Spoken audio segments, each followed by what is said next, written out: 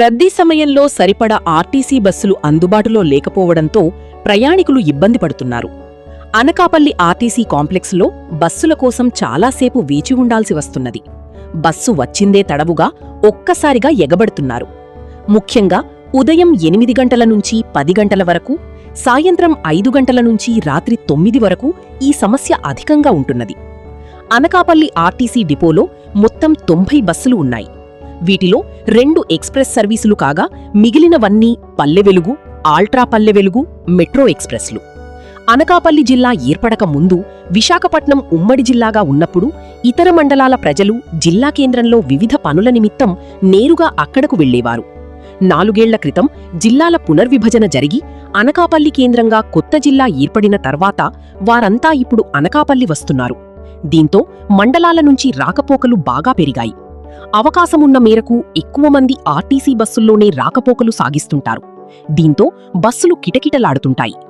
ఈ నేపథ్యంలో కూటమి ప్రభుత్వం గత ఏడాది ఆగస్టు నుంచి స్త్రీశక్తి పథకం కింద ఆర్టీసీ బస్సుల్లో మహిళలకు ఉచిత ప్రయాణ సదుపాయం కల్పించడంతో రద్దీ విపరీతంగా పెరిగింది.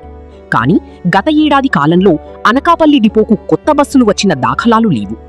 అనకాపల్లి నుంచి విశాఖ నగరం, యలమంచిలి మినహా మిగిలిన విజయనగరం, సబ్బవరం, పాయకరావుపేట, నర్సీపట్నం, చోడవరం, మాడుగుల, దేవరాపల్లి, రాంబిల్లి తదితర ప్రాంతాలకు రాకపోకలు సాగించే ప్రయాణికులకు సరిపడ బస్సులు నడవడం లేదు. దీంతో ఆయా బస్సులన్నీ 100% మించి ఓఆర్తో నడుస్తున్నాయి.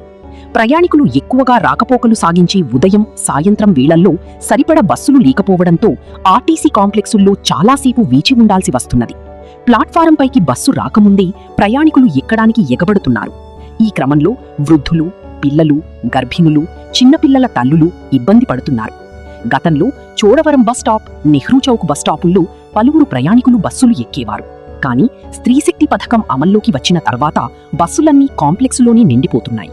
దీంతో చోడవరం, నెహ్రూ చౌక్ బస్టాపుల్లో ఎక్కేవారంతా ఇప్పుడు కాంప్లెక్సుకు వచ్చేస్తున్నారు. స్త్రీశక్తి పథకం రాకముందు పలువురు మహిళలు ఆటోలు, టాటా ఏస్, మ్యాక్సీ క్యాబ్ వంటి వాటిలో ప్రయాణించేవారు. ఉచిత పథకం అమల్లోకి వచ్చిన తర్వాత 90% మందికి పైగా మహిళలు ఆర్టీసీ బస్సుల్లోనే ప్రయాణిస్తున్నారని అధికారులు చెబుతున్నారు.